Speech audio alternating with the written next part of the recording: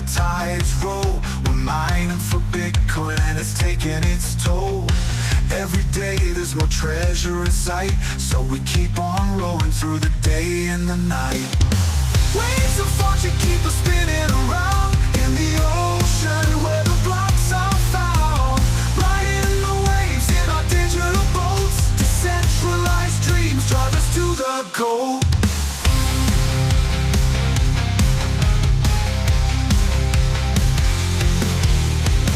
We cast our lines in the virtual sea, where the bits are plenty and the blocks are free. The current's strong and the water's deep, but in the ocean, there's no time for sleep. Surfing on hashes, riding the proof. The blockchain's a mystery, always aloof. Our rigs are roaring the electric foam. In the heart of the ocean, we found our home. Waves of fortune keep us spinning around in the ocean where the blocks are found. Riding the waves in our digital boats. Decentralized dreams drive us to the goal.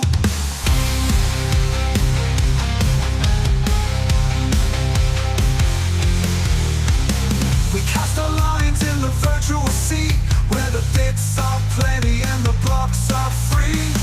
The current's strong and the water's deep, but in the ocean, there's no time for sleep. Surfing on hashes, riding the proof. The blockchain's a mystery, always aloof. Our rigs are rolling the electric foam. In the heart of the ocean, we found our home. Waves of fortune keep us spinning around in the ocean where the blocks are found. Riding the waves in our digital boats. Decentralized dreams drive us to the goal.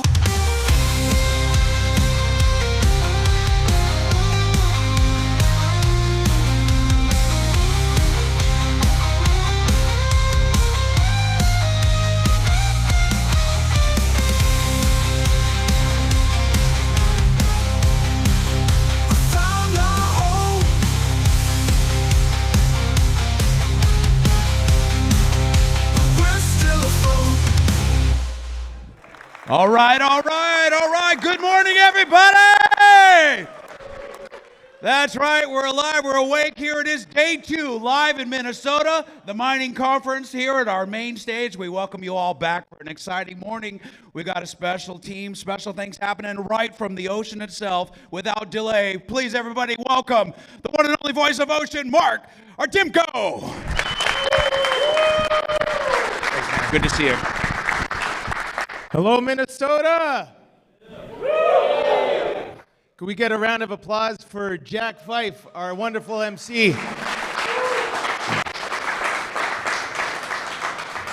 What about Scott Offord and all the awesome organizers and sound crew?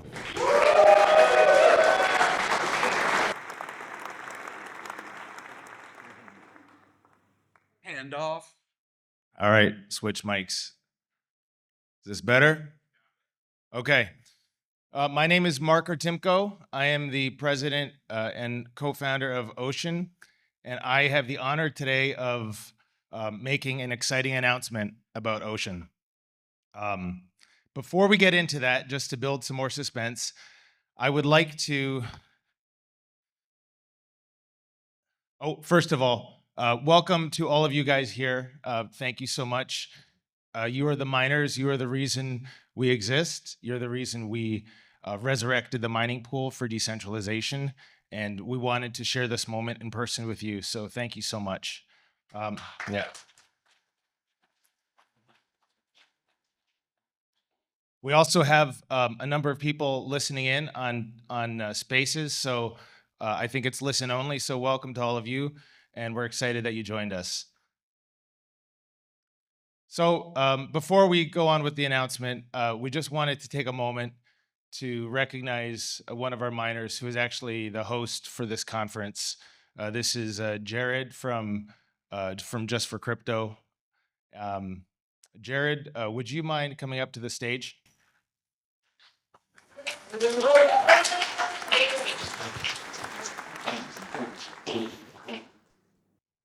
Welcome, buddy. Hey. All right, Jared I'm getting some feedback if you guys are okay with that. All right. So Jared, about a month ago or the beginning of September, had was mining on Ocean, and he found a block on September the 5th, which is awesome, right? Like finding a block and knowing that it's your ASIC server that actually found it. And he put this little sticker on it, and it's got the block height 859930.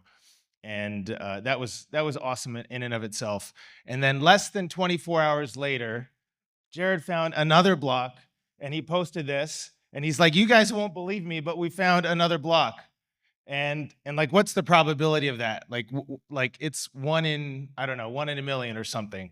And not only did the same miner find a block, not only was it in the same facility, but it was 6 feet apart from the first one.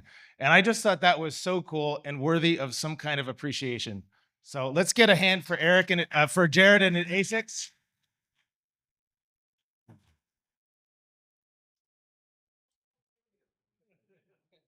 So we have the first block over here, 8:59, 21 hours later, 8:60, 062. So there's been 860,000 blocks mined, approximately, about 6 million ASIC servers in the world. For the most part, most of those ASICs will never see a block. Jared found 2 of them 6 feet apart within 2 days.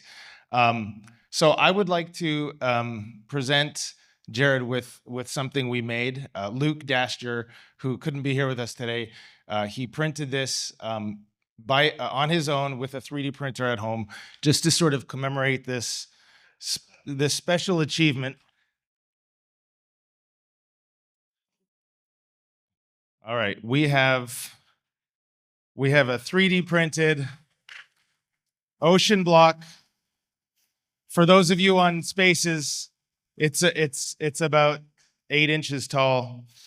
It's got the Ocean logo in the middle, Ocean across the bottom, and it's got the 2 block heights across the top, 859,930, surpassed by 860,062, and on the bottom, designed and printed by Luke Daster. So Jared, on behalf of the Ocean team, thank you.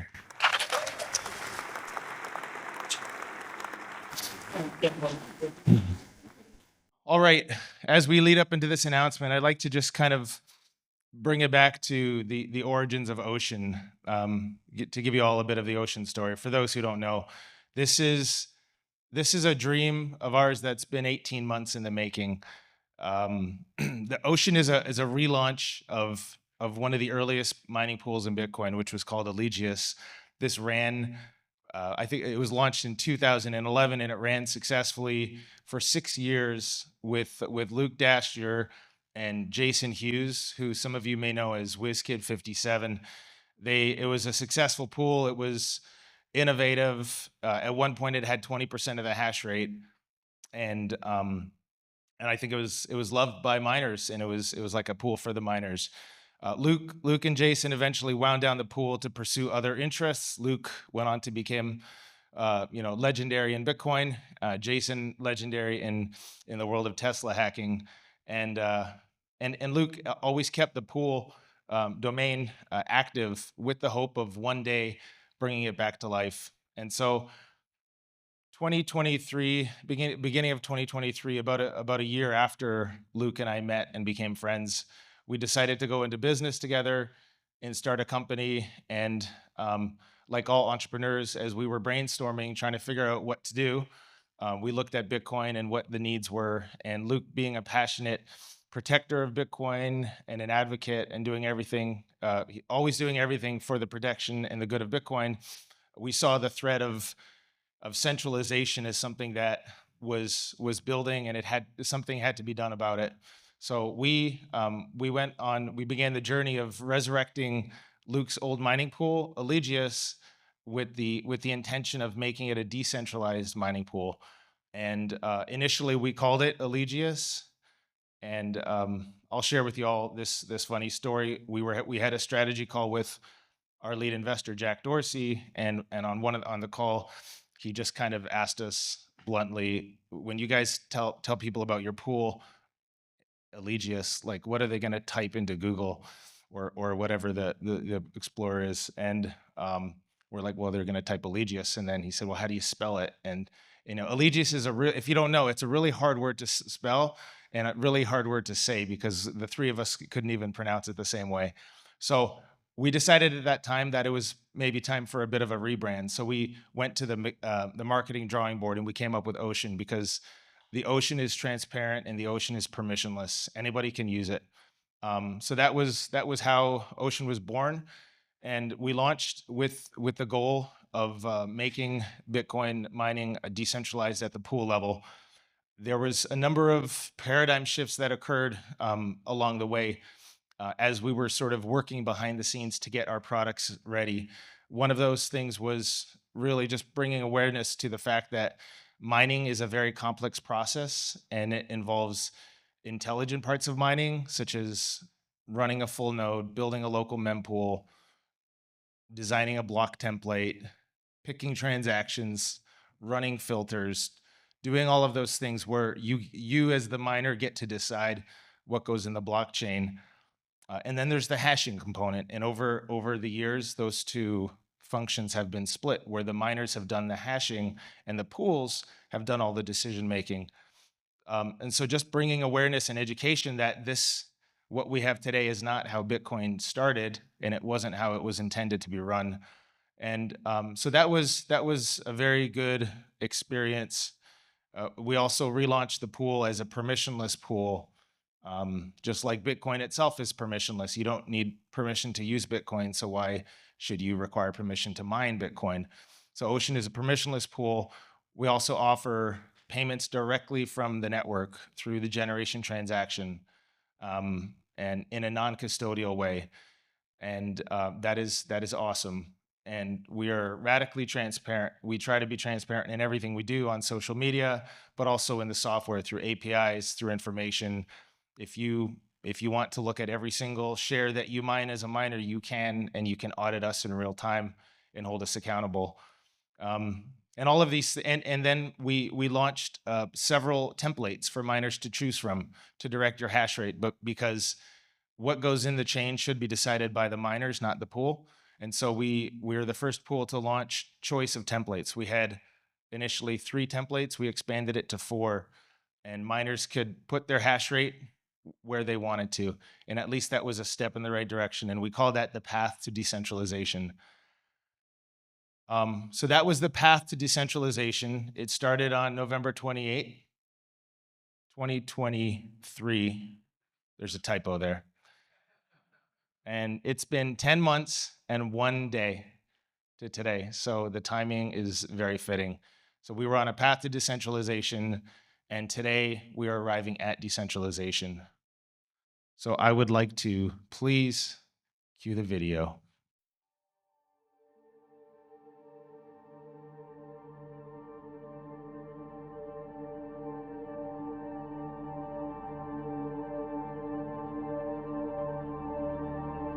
Incentives drive Bitcoin's success to run nodes, mine, and decentralize. Yet the rise of pools has shifted incentives towards centralization, undermining the sovereignty and censorship resistance of Bitcoin. Now is the time to act to keep Bitcoin free.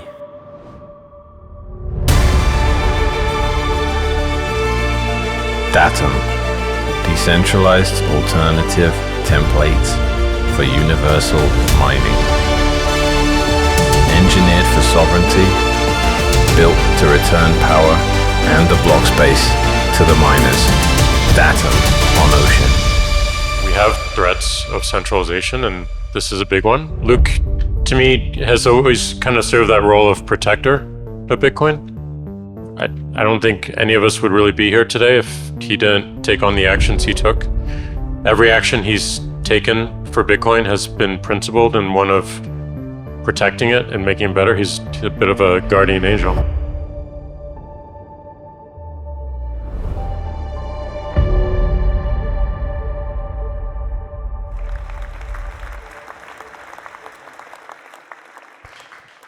Ladies and gentlemen, would you please give a round of applause for the one and only Chief Boiling Officer of Ocean, Bitcoin Mechanic.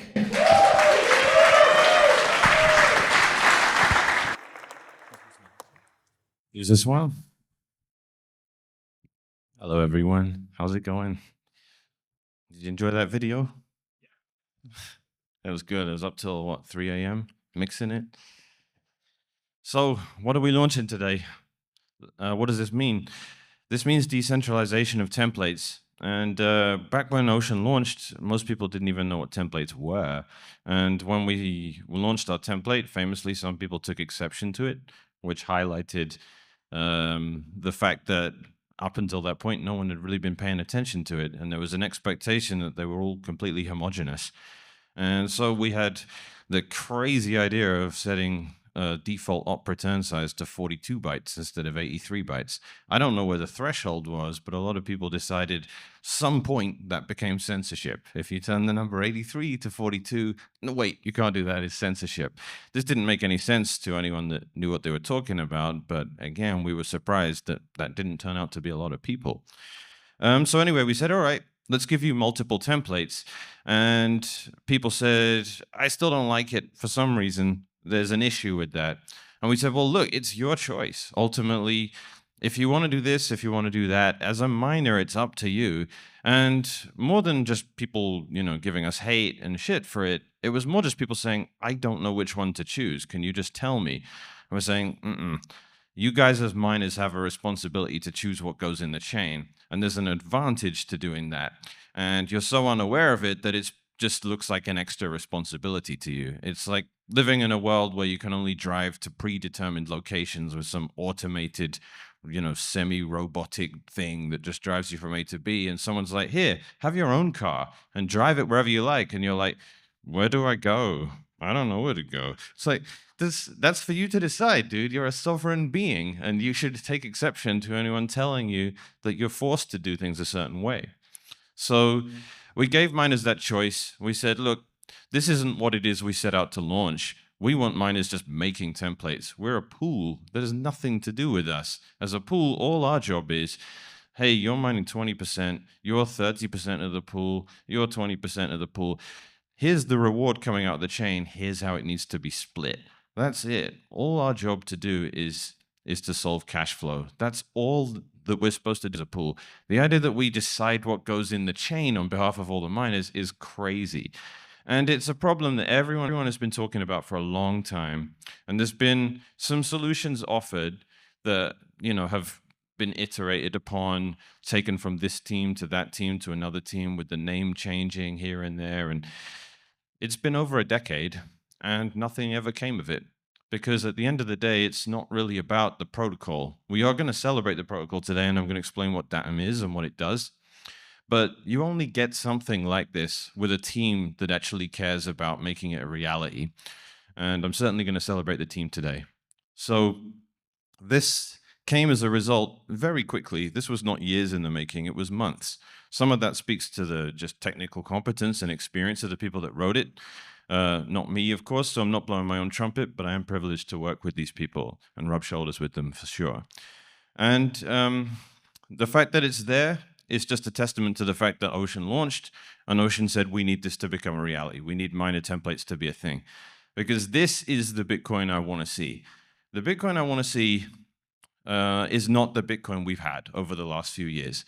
Over the last few years, we had an interesting case study, which was formerly Mara Pool, who I think they just call themselves Mara now, which is more accurate because they are just a solar mining entity. They launched this OFAC compliant block thing they started doing. I don't think they actually, it had any real impact on their blocks besides writing in it OFAC compliant block.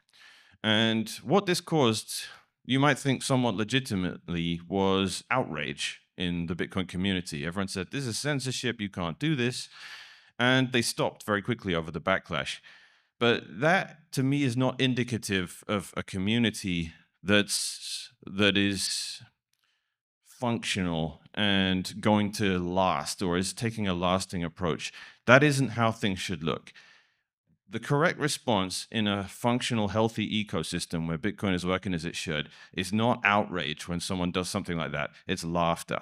That's where we need to be. So if someone tries to do something like that, it just becomes silly and a joke. And we go, okay, go ahead. Because there are thousands of other entities that are not going to do it. But we're not in that position. Then there aren't even tens of other people doing it. You really just, if at my last count, we're at around 5 people, 5 entities responsible for making the decisions about everything that goes inside Bitcoin's blockchain. That is not decentralized. And you can't, if you want to take it back to that realm of outrage and you can't do this to us, you're back to some rage bait post on Twitter where PayPal closed some business owner's account because he mentioned Bitcoin in some capacity, and PayPal went, "We don't like you," and they cancel the account, and we get angry about it because they're a centralized payment processor and we want to bully them into doing what we want, right? We want to go outside the usual, all the redundancies that we have, all the inefficiencies that people just don't see the use of until, censorship rears its ugly head. And we're taking that mentality of there's a few centralized payment processors and we need to yell at them to do what we want. That is not how we build Bitcoin. The way you build Bitcoin is you end up with thousands and thousands of people doing the job you need them to do. And if some of them want to be recalcitrant, because, hey, miners are ultimately employees of the network, it doesn't matter. There are enough that can do them. There are enough other alternatives out there. So moving into that territory, it's very simple. You leverage the fact that hash rate is actually really decentralized, and that's great because hash rate is the most important component of what mining is. It's the unfakeable component. It's the proof of work. It's proof of work. It's not evidence of work. It really cannot be faked. Energy did have to be consumed. You cannot fake energy. So someone's got to come along and increase the scope of what those guys do. And I'll get more into the incentives behind that later, because one of the sort of cynical positions has been forever for the last 10 years, you'll never get miners making templates because it's slightly more work. And we know how it goes when you try and make people do slightly more work. Who's going to do it? Crazy ideologues. No one's going to do that, right? Well, there are things you can do, and I'm pretty confident that those are going to work, to say the least. So someone's got to come along and increase the scope of miners and say, you guys we have to leverage as a network the fact that you are pretty decentralized, you're distributed all around the globe. If a bunch of you decide to voluntarily start engaging in government blacklisting, real censorship, and I want to delineate that from the accusations against Ocean that were, unfounded, as I went into yesterday. Having functional spam filtration is not the same thing, and anyone that would draw an equivalence to them is doing a disservice to us all by denaturing something that would be horrific in Bitcoin if it ever actually started happening. Right? We are taking a preventative measure to prevent censorship before it starts, because here's the position we're in, and here's how dangerous it is. If censorship in Bitcoin began at the moment, here's what I think it would look like, and it's terrifying. You have the biggest pool that you'll see on the pie chart is Foundry. And what we used to say in 2014, 2015, and there are case studies for it, is if one of those pools started abusing their size or just became too big, because we all know there's incentives for pools to get larger and larger. The bigger the pool is, the less the variance is, and then the slimmer they can keep everything and the more their miners can make, in theory. Unfortunately, you can't have thousands and thousands of pools in Bitcoin and decentralize things that way, because that's no different than asking everyone to solo mine. It doesn't work. So what would happen if one of those necessarily centralized entities that just ends up with 30% of the hash rate began censoring? Okay, 2014, 2015, 2016, the miners would all just leave. I agree with that, but it's not that time anymore. Half of the miners out there are giant corporations with shareholders that couldn't care less about Bitcoin and don't know anything about it.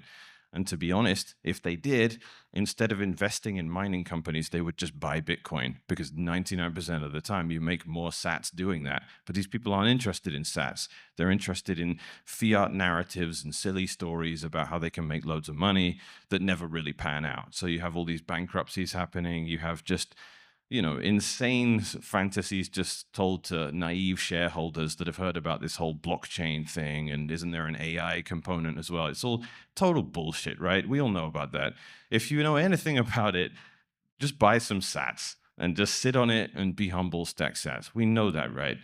So the naive idea that we can take this 2015, 2016 mentality and say, oh, if the biggest entity right there, which does every single little thing it's told to by the regulators for its own good and on behalf of the pool, but in a complete disservice to Bitcoin, if they started complying with government blacklists, don't worry, all those miners would just leave. I'm saying most of those miners don't even know the difference between Bitcoin and generic blockchain stuff, right? They're still sitting there in 2017 narratives. They couldn't care less. And they can't leave. They've been told by their army of lawyers, you need to stay with this compliant pool, right? They're doing all the compliance on our behalf. We're not allowed to point a single S19J at any other pool, not even for testing. We can't even make the excuse that that's our fiduciary responsibility to our shareholders. We're just not going to do it, right? So, and even more interestingly, look at the Silk Road. Who remembers the Silk Road? This was, as controversial as it was, this was one of the most amazing things about Bitcoin back at the beginning. And it was controversial, right? Because it demonstrated that Bitcoin was permissionless. It didn't discriminate between transaction A or transaction B. It doesn't matter the size. It doesn't matter there's no identity politics component, right? It doesn't matter if you're buying cocaine or if you're buying, a banana. It's all the same to Bitcoin. And when it got shut down, there was two mentalities. One mentality was, didn't you just kill the killer use case of Bitcoin? We're going to die. And the other was, thank God we finally get rid of this whole drug component and this illegality, like conflation that everyone has with Bitcoin. This is, we can finally be legit. I can go to my parents and say like, yeah, I told you Bitcoin was good. Like all that validation, the insecure people seek every time a politician says Bitcoin and they go, yeah, how do you like me now, Dad? Like you see this all the time, people seeking validation. And the price when when Silk Road got shut down, the price went schizo. It didn't just go down, it didn't just go up, it did both. But ultimately it went up a lot. So I think a lot of people would be really, really disappointed if Foundry were called upon by the state to start imposing some sort of regulation. We're talking boiled frogs again. They start very light. Don't worry, it's just a Russian Bitcoin exchange. We're not going to let you process transactions from there anymore. How many people are really going to leave mining on Foundry in that context, given the other things I've given you as the context? None of their shareholders care about it.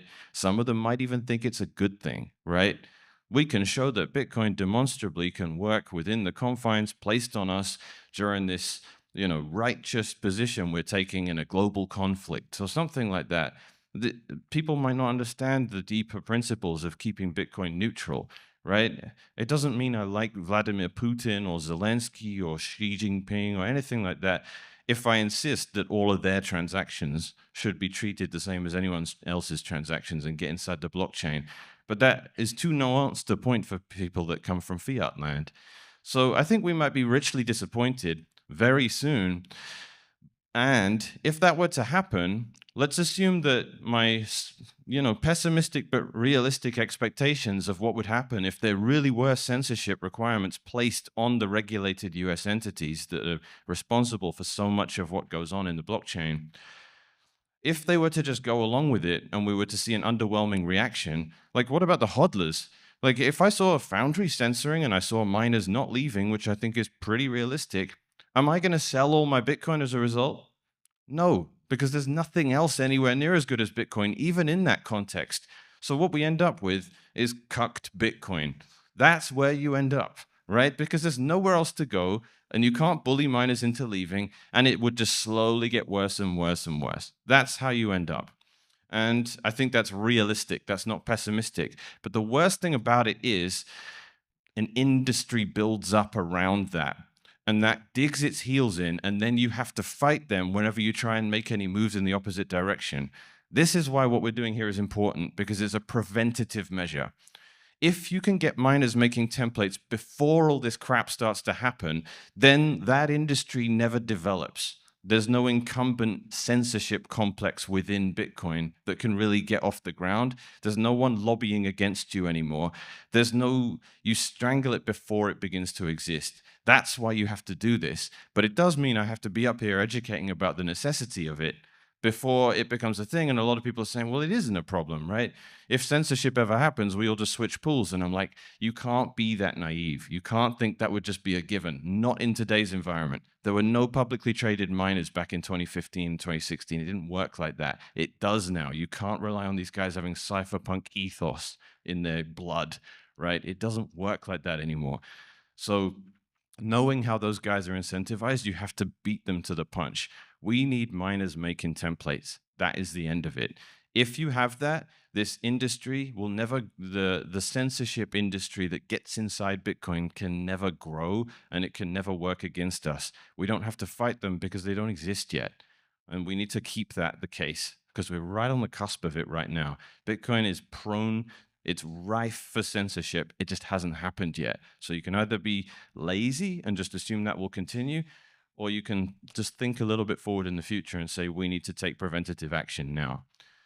So that's what we've done with DATUM. So I'm going to talk a little bit about how this works now. And I really think I'm not a network level engineer. I'm not a guy that can talk about it, deeply into the specifics. But I also think that's probably something that should be done more in detail in, deeper dives on different podcasts and stuff. I think here it's more appropriate to keep it, for me to stay within my lane and talk about what I do understand. It's very lightweight. You're gonna, as a miner, the experience for you will just be you have one more box, and it can be a Raspberry Pi if you like. The hard part is running the Bitcoin node, which you necessarily will have to do to create your own templates. DATUM simply sits on top of your Bitcoin node and does the following things. First off, it's just a Stratum v1 server for your miners to talk to. Very simple. This is important because it means we don't need Bitmain and WhatsMiner or Canaan or any of these companies that manufacture miners, or any of the aftermarket firmware producers like Brains and Vanish and LuxOS. We don't need them to cooperate to come up with a new protocol. We're compliant with the one they already use. That's incredibly important because it makes it realistic. You have this box, and it acts as a pool server for your miners to connect to. And at that point, assuming you've put it on top of a node, I can configure this thing in like 10 minutes at this point, and I'm no technical whiz, right? It's been made very simple and very lightweight. At that point, you can just solo mine. You put a Bitcoin address into the config, and you're mining away, and if you find a block, you send it to the network. I mean, amazingly, tangent, but amazingly, there's just been no way for anyone to solo mine in a practical sense. And you've got these things called solo pools that have showed up, where someone will really just say, I'll run the Stratum server for you because of course you can't figure out how to do it. As a miner with, $2 million worth of hashing equipment, you still can't figure out how to set up a Stratum server because no one has ever required it of you and it hasn't been made easy. So you get someone else to set up a pool server for you, which is relatively trivial, but no one does. And they take a 2% split. And then you solo mine, even though you're still just hashing. And if you get lucky, you find a block and you get 98% of the reward. And the guy that ran the Stratum server for you gets 2%. DATUM obviates the need for that. If you want to solo mine, DATUM is finally software out there that you can I have a Bitcoin node on a Raspberry Pi. It cost me $75 plus an old drive I had lying around. I installed DATUM on top of it. It uses 0.1% of my CPU or whatever. It's so lightweight. My miners all point at it, and if I find a block, this is the Bitcoin address I get paid to. See you in 6 years when I manage to solo mine something. That's what you can expect with DATUM. It's designed for decentralized mining from the ground up. There isn't anything else like that out there. Nothing like that exists. I'm going to get into like the obvious comparison that someone's going to ask me towards the end. We'll do a Q&A. But that's what it does at heart. It's just for people to mine and interact directly with the network. So your miners are all reaching out to DATUM and they're getting work because it's just a Stratum server.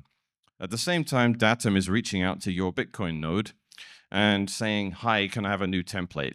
And that's the Bitcoin node. It's synced up to the network. It's found the latest block. It's got a mempool. And I'd like everyone to leave today knowing that there's no such thing as the mempool. If there was the mempool, you wouldn't need a blockchain, because that would imply that we all agreed on an order of events. The whole point of the blockchain is that none of us agree on what's happening preemptively, or what's a version of events. That's something we can't unilaterally agree on. That is the Byzantine general's problem, and it's your job to maintain a mempool to draw unconfirmed transactions from. That's what your node is doing. And when your DATUM server reaches out to your node, it says, "Hi, can I have a list of transactions? Can you give them to me in a way that will, generate a valid block template for me?" It does so, and then the DATUM server takes that and issues work to all of the mining equipment attached to it. But here's the smart part. Here's where it gets fun, right? All that I've just described at the moment is solo mining. The fun part is the fact that DATUM works out of the box with Ocean and any DATUM compliant pool, which of course is just Ocean at the moment because we wrote the protocol, but it has the additional ability to collaboratively mine and take Coinbase splits from a pool that is going to work with a DATUM user. So as a DATUM user, you can reach out to a pool that supports it and say, "Hey, I'm basically solo mining at this point, but while I'm solo mining, I would like to split the Coinbase rewards, the rewards in the generation transaction. That's how miners get paid. I would like to split that in accordance with what you think I should, in accordance with how you think I should split it up. And if I do so and prove to you that I'm doing so, I want to become eligible to receive a split from everyone else doing the same thing on this pool." What does that mean? It means collaborative mining. That means reward splits, which is all anyone ever wanted a pool to do in the first place, because it means no more cash flow issues from solo mining. But everything else you're doing is just solo mining. If you decide to stop respecting the split that the pool is suggesting to you, you're still mining. You're just solo mining at that point. You're not qualifying for a reward split. Everyone has to, as a pool, we have an obligation to keep everyone collaboratively doing what benefits each other, right? If two people are mining on Ocean and they're both using DATUM, and let's just make it simple, let's say they both have 50% of the hash rate, all that Ocean is doing is transparently saying, "This guy's doing that much work, this guy's doing that much work. Here's a Coinbase split that you should use in your block template that pays both of you 50%, and we'll update it every few seconds. If you use this, you both become entitled to half of each other's rewards." So instead of both of you finding one block a month, instead of Ocean finding one block a month and you solo mining once every 2 months, you get paid twice as often and you get paid half as much. Amounts to the same thing, but it's better cash flow. That's the entire point of pooled mining. That's it. And then what happens is we move into that territory that I like to be in, which is if you have thousands of people doing that, we can even have other pools become sub-pools of Ocean. Ocean can become more than 51% of the network because it doesn't matter anymore. All we can do in that context is lie about a reward split. And people can withdraw their hash rate if we do that before a block even gets found. So we could completely destroy our own reputation and betray our miners without even being able to steal 3 Bitcoins as a result. So are we going to do it? No. And more importantly, if someone comes and puts a gun to our head and says, you can't include these transactions in your blocks, all we can do is say, "Well, here are the miners connected to us that are doing that. And by here are the miners, I mean, I'm giving you a list of Bitcoin addresses, and I don't know who any of them are." I like that because that is laughable. I'm really looking forward to the day where, in an ideal world, this gets adopted.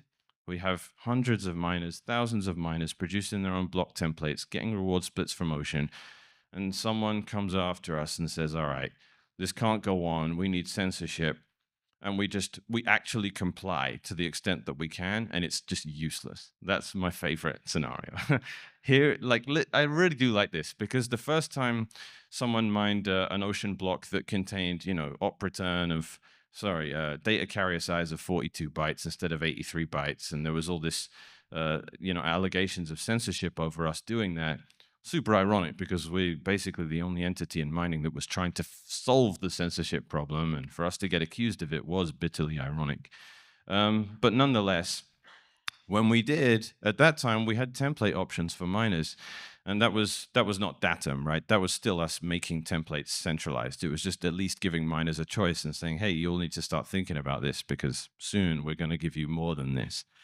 But anyway, when people yelled at us about the contents of our block, I just gave them a Bitcoin address on Twitter and said, that's the miner that mined it. Go find them. And I loved it because someone was mad. They wanted to yell at me, and I was telling them, I don't have control over this thing. You have to go and talk to whoever it is whose Bitcoin address that is. And by the way, I don't know because we're a permissionless pool, right? I just love that. It's just, that's where I want to be in Bitcoin. And we're going to get there. So DATUM, very simple protocol. That's what it does. It allows you to be a solo miner that doesn't want to wait however long you typically have to wait to find a block. And for most of us, without tens of exahash, it's just not realistic to wait around for blocks to be found. It's too much variance. The blockchain itself is too random. It's too unpredictable. Miners are going to collaborate. They're going to split. And this is, again, my talk yesterday was all about making Bitcoin practically workable, right? And taking influence and leave from Satoshi, who I believe was the ultimate pragmatist. And I believe ideological approaches to Bitcoin are admirable, but we have to respect the fact that Satoshi was always the one that said, we need this thing to just work, right? And he would break things as necessary, and he would move in a certain way that was necessary at the time, right? And there's been clashes of approach before, and I'm not going to get into some of the examples of that. But at the end of the day, if you want an idealistic solution to censorship in Bitcoin, everyone's got a solo mine. But that's not a realistic solution. You're not going to do it, and there's very good reasons for that. So we need to respect the fact that people are going to collaboratively mine. And then we need to respect the fact that, as I said earlier, there is a minimum size to a mining pool. You cannot just have lots and lots and lots of mining pools because there is basically a minimum size for you to become viable. You have difficulty adjustments every 2 weeks. You need to be able to find a few blocks within that period. If you can't, it's not good enough. It's not a good enough product. And the smaller pools are going to lose out to the bigger pools. This was one of the motivations of keeping blocks small during the block size wars. Was the bigger blocks get, the more centralized pools get, and the last thing we need is another incentive in the wrong direction there. So that's very important, right? And when people talk about the size of blocks, ignorantly, they will just talk about how cheap hard drives are these days. And so that's not it. Like, there's another reason, right? If you have giant blocks, and the biggest pool in the world is the one finding 70% of the blocks, every 10 minutes, they get a few seconds head start in the race because the other smaller mining pools, the ones that are already struggling to compete, have to download this giant block before they can start on the next race, while the guy that found the last block's already 5 seconds ahead of you, 10 seconds ahead of you. That doesn't work. But anyway, the centralizing pressures of mining pools are inevitable. So it's not about making more pools. That's not going to solve much, right? It does help a little bit, but as I say, there is a limit to how many pools you can really have. There's a reason we basically have 5 or 6 pools basically doing everything at the moment. It's because it's hard to have any more than that. The problem is what you do as a pool. And that's the point of Ocean. We want to disintermediate. We want to get rid of what exists between the blockchain and the miner. That's it. And that was the fun part. So let's get into the economics of it. Everyone thought, there is no way Ocean is going to be as lucrative as mining elsewhere. Boy, did that turn out to be wrong. So wrong. And I'm going to get into it now because, man, we hit just about every snag anyone possibly thought could happen, and some things that no one had even dreamed of. About everything that could go wrong with Ocean went wrong. And we thought this is going to be embarrassing when the numbers come out.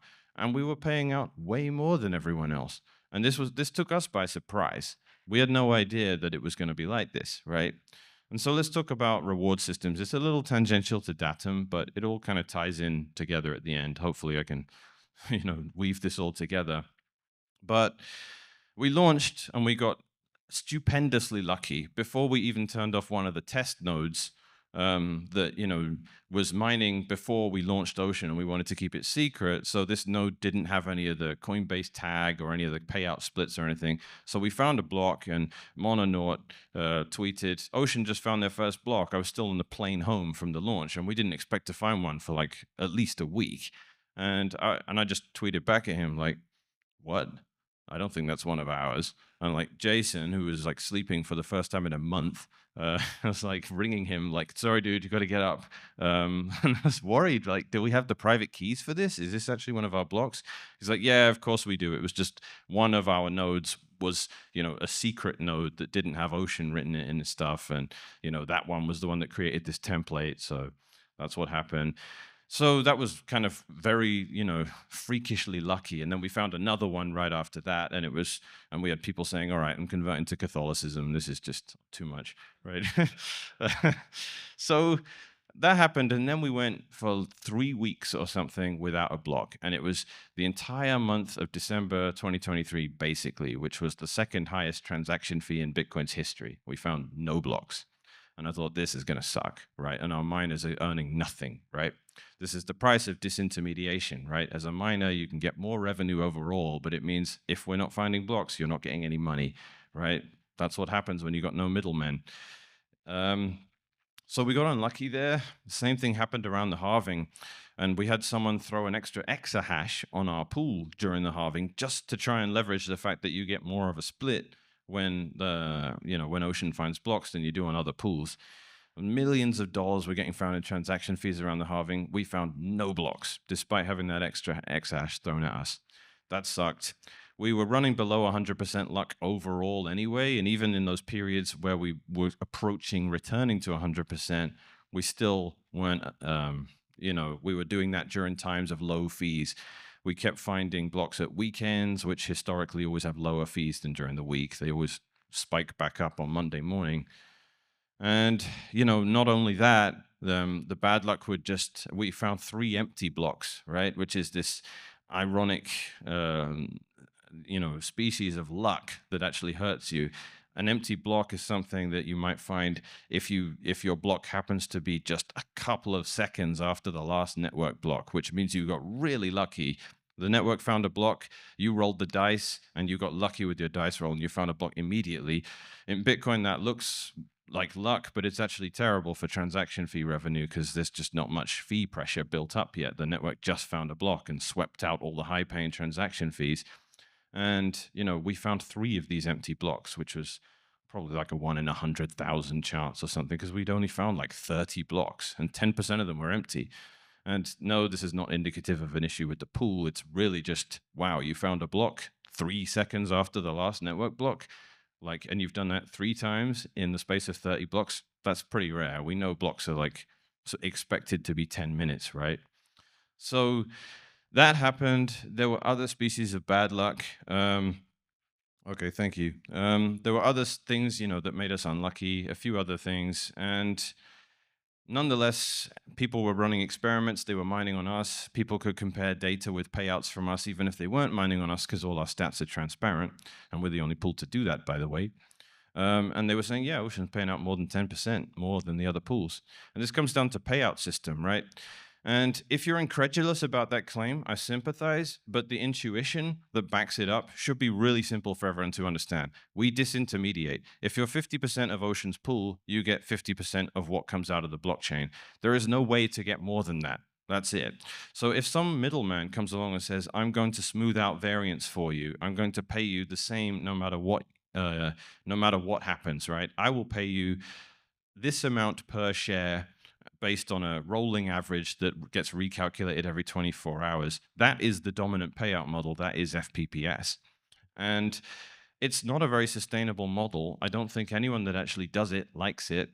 And I think it's become a kind of cheap fiat reminiscent addiction for miners' sake, because they've gotten so addicted to being able to, always have a predictable amount of income that they've been prepared to sacrifice a lot of what they're owed in order to get that.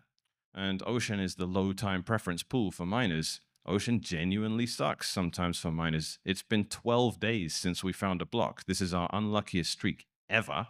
And our miners are weathering the storm because they know ultimately you end up with more, because there isn't a middleman saying, don't worry about dry streaks. I will pay you no matter what. If someone ever offers you that, they're doing so because they're taking a big cut. They're taking a big enough cut to justify it, right? That's just the reality of it. But the FPPS model, we all know it's not going to last long because it depends on transaction fee revenue not breaking everything, and we know it will. At the moment, transaction fee revenue is still negligible. As I mentioned yesterday, it's around 1% of what miners bring in. Typically, you have 3.125 Bitcoin come out as subsidy, and that's 99% of what miners earn every block. And then you have around 3 million sats as well in transaction fee revenue. Literally just 1% extra. It's Sunday right now. I'm not looking at the blockchain, but I bet that's even optimistic. We're probably like 2 million sats a block, right, in transaction fee revenue. It's barely going to make any difference. It's not going to move the needle. But one day, we know that subsidy is going to keep halving every 4 years, and transaction fee revenue likely will go up. At that point, FPPS becomes impossible, because how can I pay you a predictable amount when we have no idea what transaction fee revenue is? That is the kind of product that you might get a scam email about, where someone says, hey, I have a proprietary trading algo where I can generate 10% yield if you just deposit your Bitcoin in this thing, right? That's someone promising that they can predict the future and, planning on splitting the rewards with you, right? That's a scam, right? All of your spidey senses should tell you that. So that model is dead. So miners are going to have to go back to accepting variance, or they're just going to have to accept increasing and increasing and increasing commission payments to people that promise to eat the variance for them. And we think FPPS is dead. That's why we launched our payout system, Tides, and that's why it operates the way it does. And miners have had a really good experience with it. So as expected, I've forgotten how that ties in to the rest of what it was I was going to say with DATUM. But the two go hand in hand, right? If you're prepared as a miner to take more responsibility and more variance, it's just reminiscent of Bitcoin itself, right? Some people are never going to hodl. They're never going to get into Bitcoin because they're too high time preference. They cannot deal with watching something they put, an appreciable amount of their life savings into crash 80% and stay down there for several years. That's just not something most people can stomach, right? It's a rare breed that does it.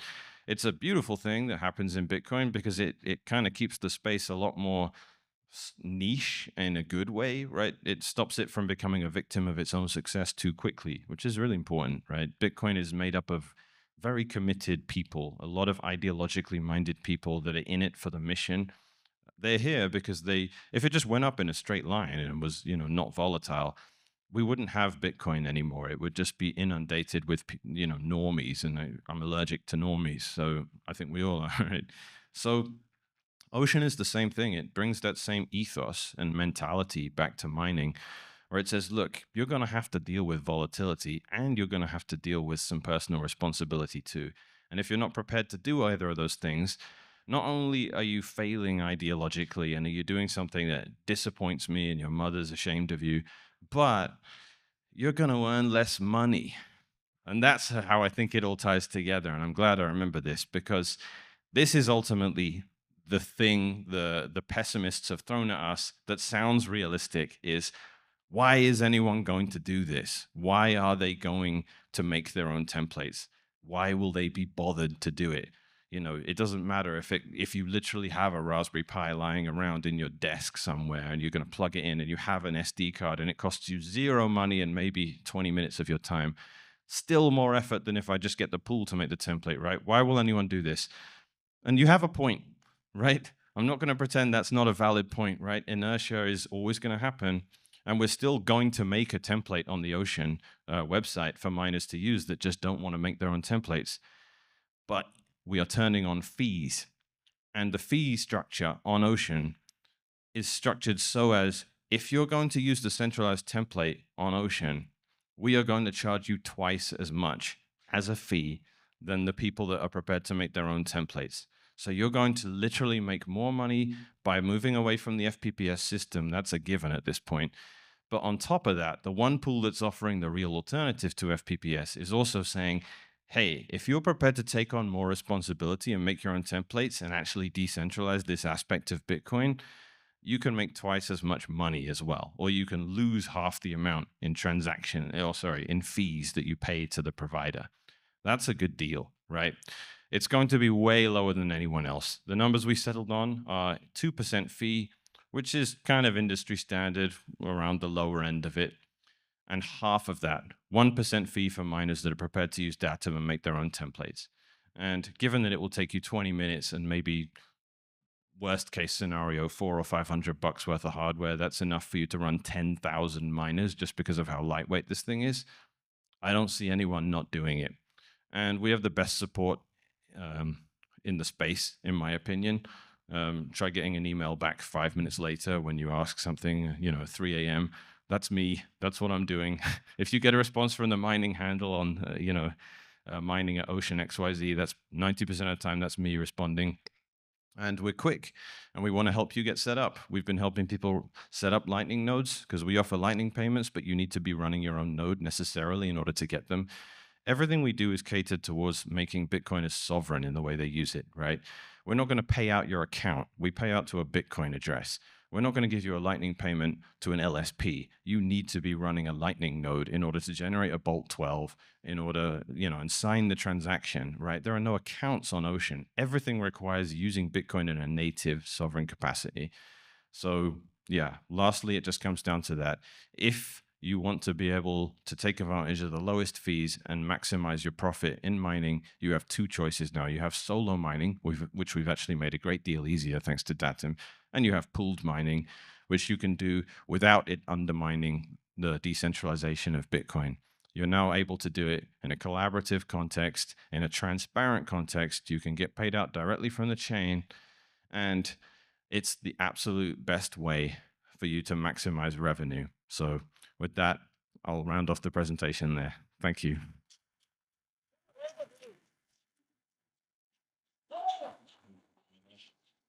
And we should Test. time frame. Hey, where's your Datum shirt? When was I supposed to take this off? I think right now. Okay. There you go. All right. Could we do something fun? I'm going to turn around and you guys just like read off the words for everybody on Spaces to hear. Ready?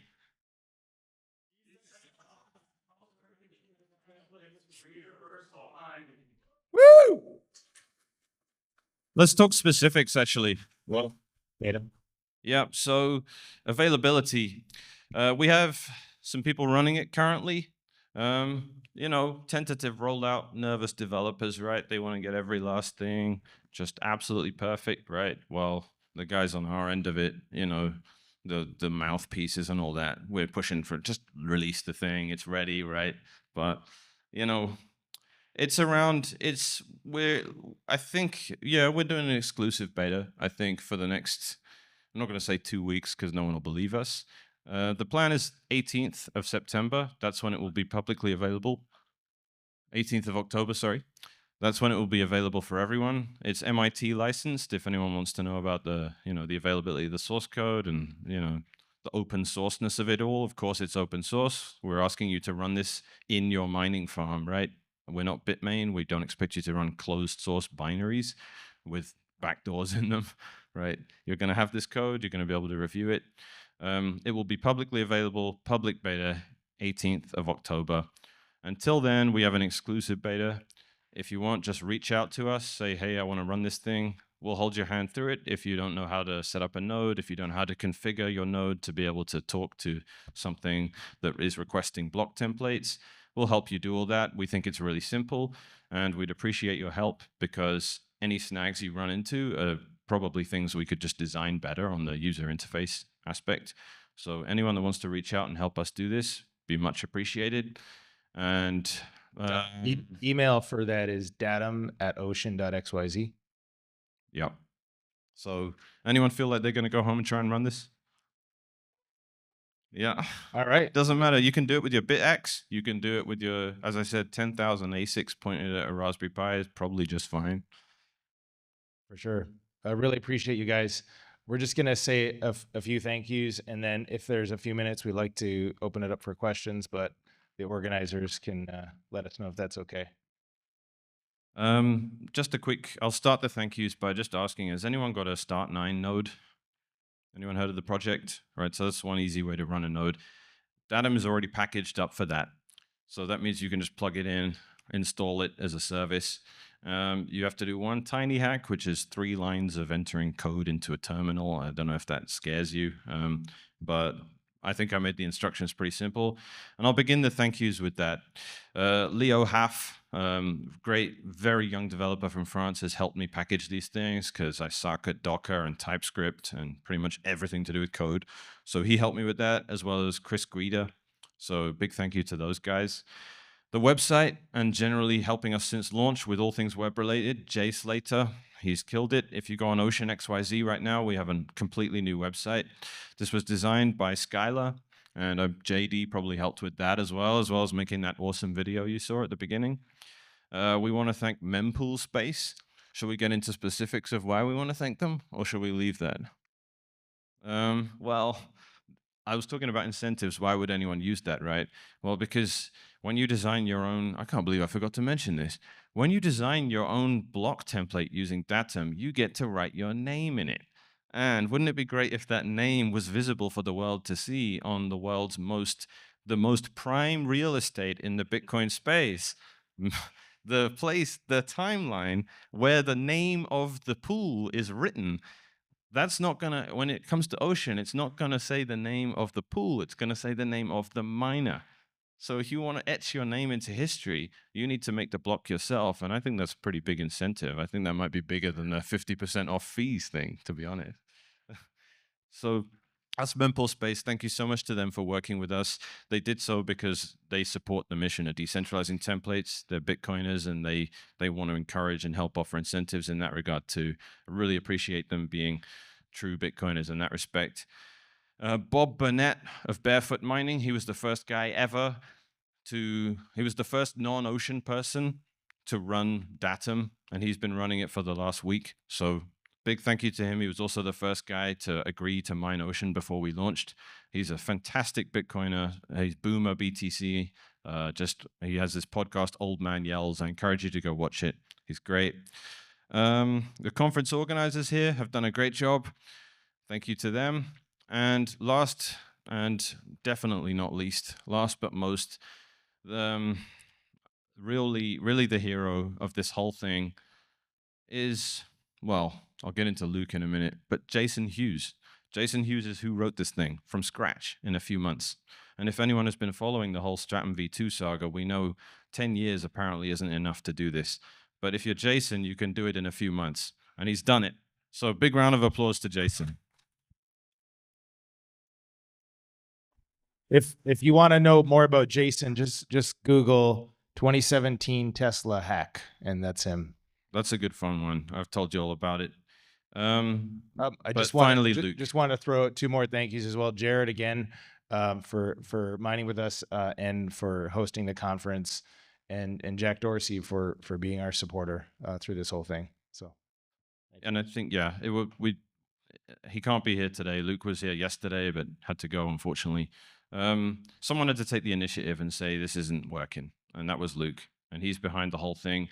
And it's just, for us, it gets boring after a while of just being like, Bitcoin's in a bad state, someone needs to sort it out. Luke comes along and just, if you've ever been on the phone with him, it's just like, someone's got to fix it again. Like, he's done this so many times. This was done in Taproot activation, and, who's heard of the Lightning Network? You've heard of that? Like, the only reason we have that is because in multiple ways, someone was like, okay, SegWit needs to happen, and everyone thinks it needs to be a hard fork. No, it doesn't. I found a way to do it as a soft fork. That was Luke. Then it was SegWit needs to happen, and the miners won't let us have it. So someone needs to release a client that forces them to do it, and then that needs to get used. Someone did the former. That wasn't Luke. That was Shaolin Fry. But everyone laughed at it until Luke said, nope, this is happening. And he got in that fight with Jihan Wu, right? And, should I do the quote? Probably not. Sorry. So, but it happened. Jihan said it looks silly, and then it happened in the end anyway, and we got SegWit, and that's why we have Lightning today. And, we had the accidental hard fork back in 2013 where, one developer was saying, don't worry about it, let the market sort it out. And that to me was as silly as watching your kid run out into traffic and saying, don't worry, the free market will sort it out, rather than grabbing them. that was that silly in my opinion. And Luke was the one that grabbed the kid, right? And you know, I don't even know where to begin when it comes to Luke. It's an absolute honor to work with him. Some people love the guy. Some people are like, will go to their grave despising him. He's that kind of character, right? He's very committed, very strong in what he believes. And we owe him a massive debt because of that, because no one else has really ever come and stood up for what needs to be done in Bitcoin as consistently as this guy at all. So I'm going to ask for a round of applause for Luke for sure.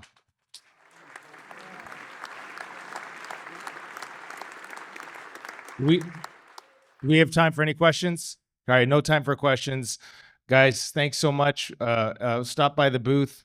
Definitely come talk to us. Datum@ocean.xyz is how you request access to the exclusive beta. So thank you so much again. Thank you.